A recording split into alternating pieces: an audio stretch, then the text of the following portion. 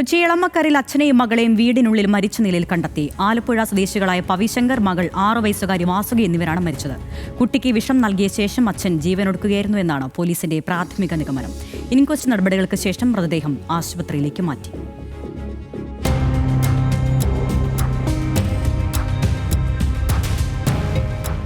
എളമക്കര പോണക്കരയിൽ വാടകയ്ക്ക് താമസിച്ചു വരികയായിരുന്നു ആലപ്പുഴ സ്വദേശിയായ പവിശങ്കറും കുടുംബവും.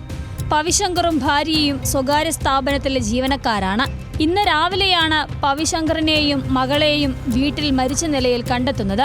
ഇരുവരെയും കാണാത്തതിനെ തുടർന്ന് കുട്ടിയുടെ അമ്മയും ബന്ധുവും നടത്തിയ അന്വേഷണത്തിലാണ് 2 പേരുടെയും മൃതശരീരം കണ്ടെത്തുന്നത്.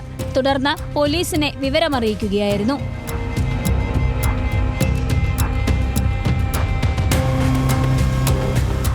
കുട്ടിക്ക് വിഷം നൽകിയ ശേഷം അച്ഛൻ ജീവനൊടുക്കുകയായിരുന്നു എന്നാണ് പോലീസിന്റെ പ്രാഥമിക നിഗമനം.